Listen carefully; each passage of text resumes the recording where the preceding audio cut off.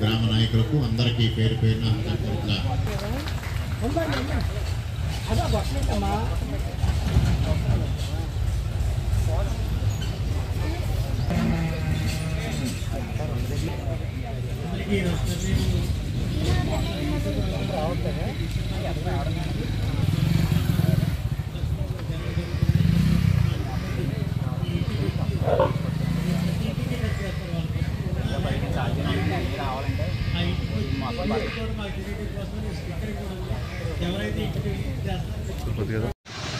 ఇవాళ జాతీయ పశువ్యాధి నియంత్రణ పథకంలో భాగంగా గాలికుంటు వ్యాధికి సంబంధించి టీకాల కార్యక్రమం, ఈ కార్యక్రమాన్ని లాంఛనంగా ఇక్కడ ప్రారంభోత్సవం చేసుకోవడం జరిగింది.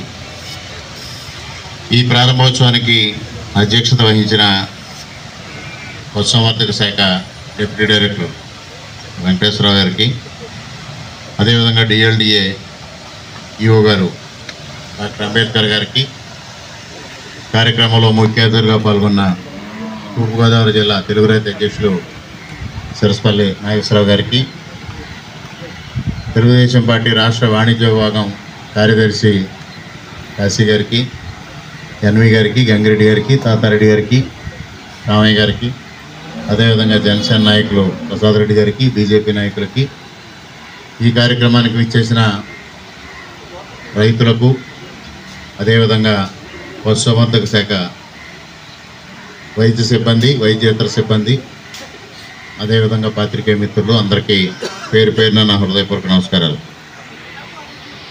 ఇవాళ మనకి భారతీయ సంస్కృతిలో పశుపోషణ అనేది కూడా ఒక ప్రధానమైన భాగం.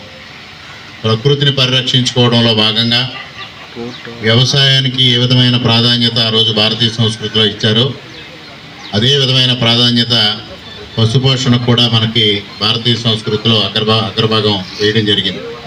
దానిలో భాగంగానే మనం సంక్రాంతి చేసుకుంటూ ఉంటే కనుమ పండుగ రోజు తప్పనిసరిగా పశువుల్ని పూజించాలి, పశువులను ఆరాధించాలనే ఒక సత్సాంప్రదాయం మనకు భారతీయ సంస్కృతిలో ఇనుమడింపజేసిన సంగతిని కూడా మనం గుర్తు చేసుకోవాల్సిన అవసరం ఉంది.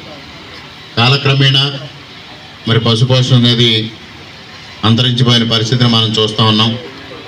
ముఖ్యంగా మెట్ట ప్రాంతంలో తప్పించి డెల్టా ప్రాంతంలో పూర్తిగా ఈ పరిస్థితి లోపించింది.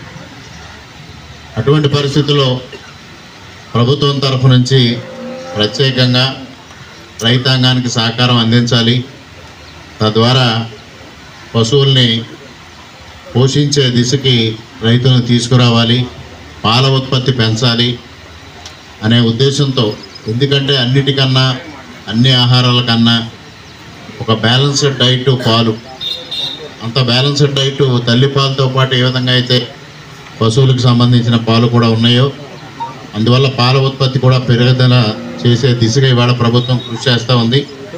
దానిలో భాగంగానే ఇవాళ అడ్వాన్స్డ్ టెక్నాలజీ ఇప్పుడే చూపించారు, అల్ట్రాసౌండ్ మెషిన్.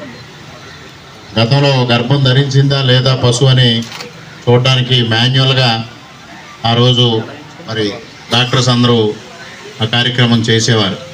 అటువంటిది ఇవాళ అల్ట్రాసౌండ్ ద్వారా గర్భం దాల్చిందా లేదా అనేది చూసే దిశకి ఇవాళ ప్రభుత్వం అనేక చర్యలు తీసుకోవడం జరిగింది.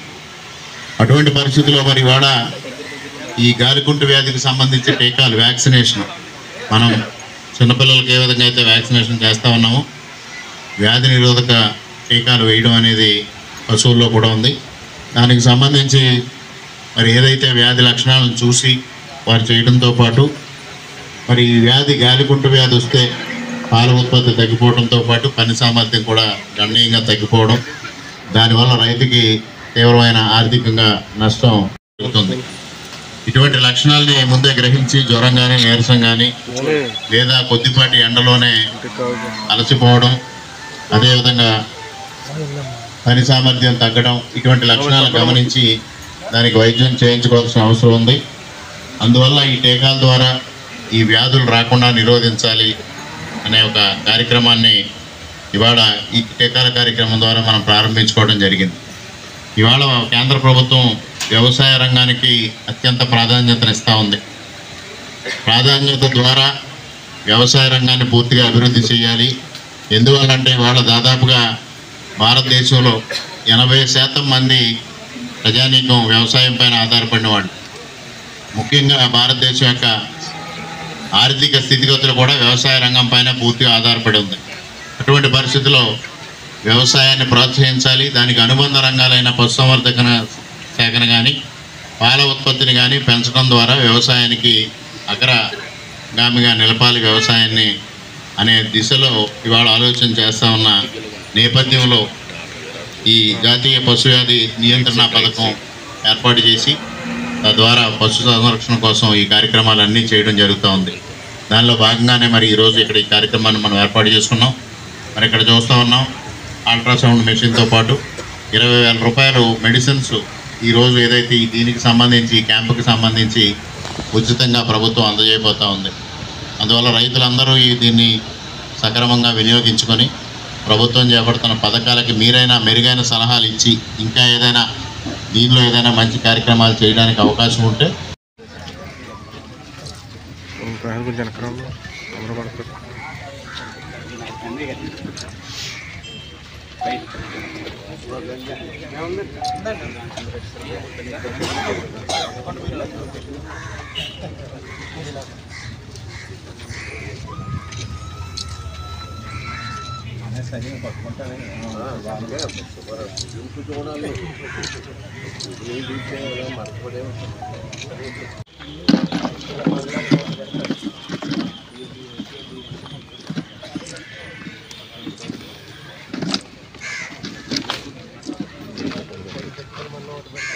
ఎవరో ఎక్స్ప్లెయిన్ చేయండి, డాక్టర్ ఎవరు ఎక్స్ప్లెయిన్ చేయండి. పర్లేదు, మీరు వెళ్ళండి, పర్లేదు, ఎవరికి వెళ్ళండి, ఎవరికి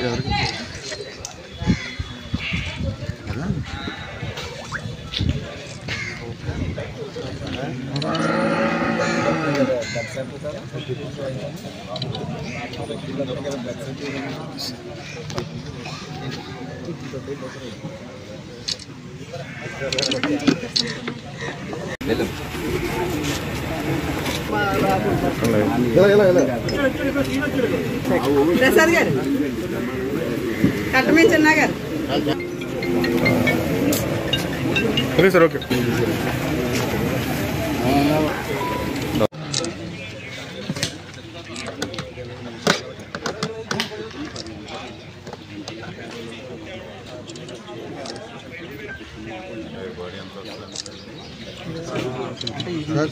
మనం చూడు పరిస్థితి సంబంధించి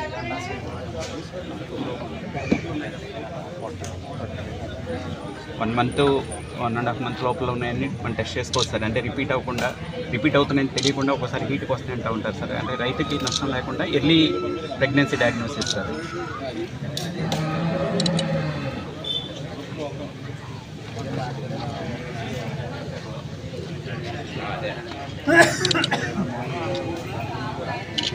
చేతిలో మనం స్కానర్ లేకుండా చేతితో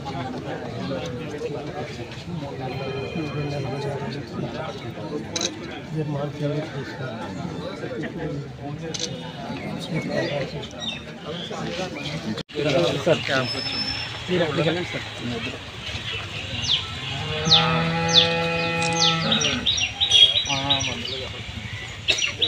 మందులు